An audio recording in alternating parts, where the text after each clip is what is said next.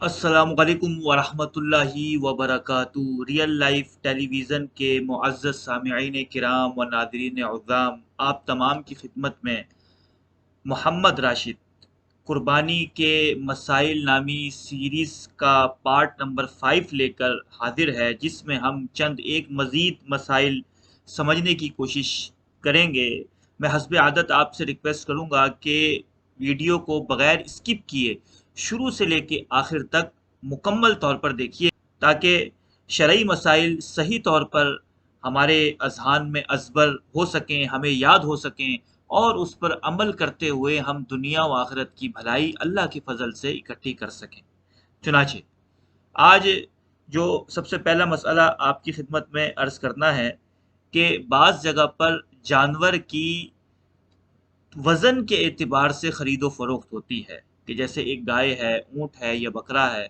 कहा जाता है कि इसका 1 किलो इतने पैसों के बदले है।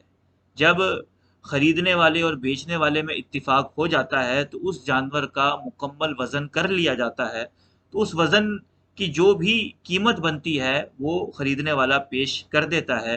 तो इस सूरत को भी उलमाए किराम ने जायज़ लिखा है कि इसमें कोई झगड़ा या लड़ाई का अंदेशा नहीं है। जहाँ तक जानवर में हिस्सों का मामला है तो बकरा और इसकी जिन्स से जितनी भी जानवर हैं, जैसा कि बकरी, भेड़, दुम्बा, दुम्बी वगैरह, ये इनकी कुर्बानी सिर्फ एक फर्द ही की जानिब से होगी, जबकि ऊँट और गाय में 7 हिस्सेदार तक शरीक हो सकते हैं। ये भी याद रखिए कि अगर ऊँट या गाय में किसी का हिस्सा 7वें हिस्से से कम हुआ तो बकिया किसी की भी कुर्बानी नहीं होगी। इसी तरीके से अगर एक गाय के अंदर 8 आदमी शरीक हो गए तो उनमें से भी किसी की कुर्बानी नहीं होगी, अलबत्ता जानवर जो है वो हलाल हो जाएगा। इसी तरीके से एक मसला ये भी याद रखें कि शुरका में से अगर किसी एक ने, जैसा कि एक गाय में 7 हिस्सेदार तक हिस्से हो सकते हैं, यही ऊँट का मामला है, अगर किसी एक की नीयत सिर्फ गोश्त लेने की है तो उनमें से किसी की भी कुर्बानी अदा नहीं होगी।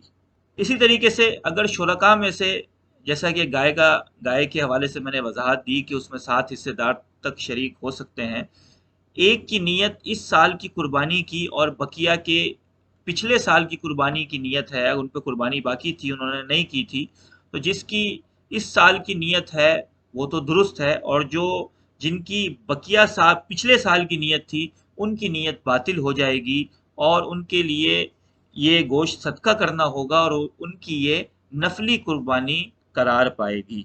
अलबत्ता कुर्बानी में अगर कुछ की नीयत कुर्बानी की और कुछ की अकीके वगैरह की है, जो हिस्से वाला जानवर होता है उसमें, तो ये शरई तौर पे बिल्कुल दुरुस्त है। इसी तरह अगर किसी शख्स ने गाय खरीदी या ऊँट खरीदा, यानी हिस्से वाला जानवर खरीदा, तो उसमें 7 हिस्सेदार तक शामिल किए जा सकते हैं, जैसा कि मैं पहले भी वजाहत दे चुका हूँ। लेकिन जब उसने खरीदा तो उसकी नीयत किसी को साथ शरीक करने की नहीं थी, और वो गनी है। गनी से मुराद क्या है, जिसकी वजाहत पहले दी जा चुकी है। अगर गनी कोई जानवर खरीदता है और उसकी नीयत किसी को शरीक करने की नहीं थी, और वो बाद में किसी को शरीक करने की नीयत करता है, हिस्सेदार बनाता है, तो शरीयत ने इसे नापसंद रखा है। और अगर जानवर गाय वगैरह खरीदने वाला शरई फकीर था तो उस पर तो उस जानवर को खरीदते के साथ ही वो जानवर पूरा कुर्बान करना लाजिम हो जाएगा। वो इसमें मजीद हिस्सेदारों की शिरकत की नीयत नहीं कर सकता। अलबत्ता अगर गनी जो है वो जाके जानवर खरीदता है और उसकी नीयत पहले ही हिस्सेदारों को शरीक करने की है, तो इसमें कोई मुदायका नहीं है। एक सवाल ये भी किया जाता है कि कुर्बानी के जानवर की सेहत कैसी होनी चाहिए। तो ये बात जहन में बिठा लीजिए कि शरीयत मुतहरा का मिजाज ये है कि कुर्बानी का जानवर खूब पला हुआ, सेहतमंद और फरबा होना चाहिए, और जितना अच्छी कुर्बानी अल्लाह तबारक व तआला की बारगाह में पेश की जा सकती हो, पेश की जानी चाहिए। अलबत्ता इसमें रियाकारी के उनसर से भी बचना चाहिए, और अगर कोई बहुत सेहतमंद जानवर लेकर आता है तो दूसरों को भी उसके बारे में बदगुमान नहीं होना चाहिए कि रियाकारी के लिए इतना बड़ा जानवर वगैरह लेकर आया है। ये भी याद रखिए कि جانور خریدتے وقت اس کا عیب سے خالی ہونا ضروری ہے۔ اگر جانور میں عیب پایا گیا تو عیب ہونے کی صورت میں واجب ادا نہ ہوگا، قربانی ادا نہیں ہوگی۔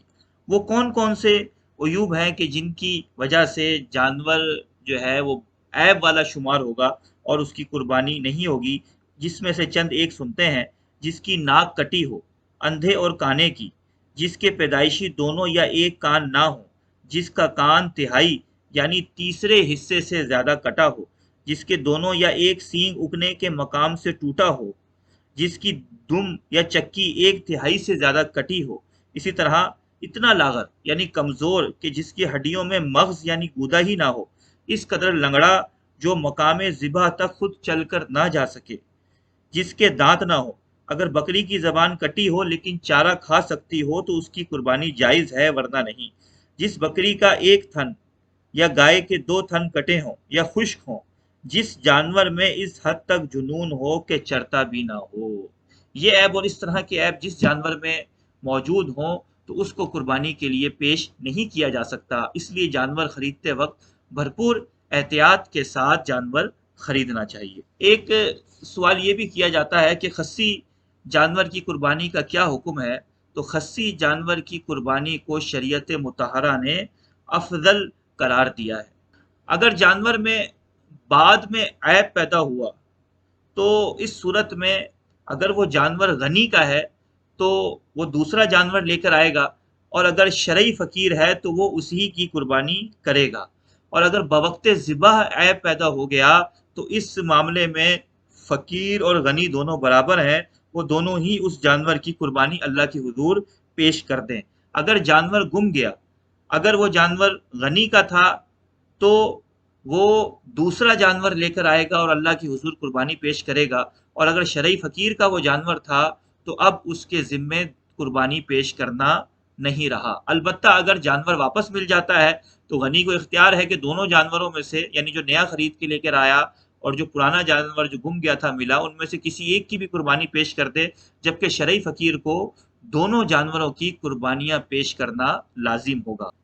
اللہ تبارک و تعالیٰ سے دعا ہے کہ آج کے شرعی مسائل کو صحیح طریقے سے یاد رکھ کر عمل کرنے کی توفیق عطا فرمائے۔ آپ تمام سے ریکویسٹ ہے کہ ریئل لائف ٹی وی کو لائک کریں، سبسکرائب کریں، بیل آئیکن پر کلک کریں اور اسے زیادہ سے زیادہ ثواب کی نیت سے عام کریں، اور ریئل لائف ٹی وی کو آپ یوٹیوب کی سرچ بار میں راؤ منظور علی لکھ کر بھی سرچ کر سکتے ہیں۔ اللہ تبارک و تعالی ہمیں عمل کی توفیق عطا فرمائے۔ اب آپ سے ملاقات ہوتی ہے انشاءاللہ اگلی ویڈیو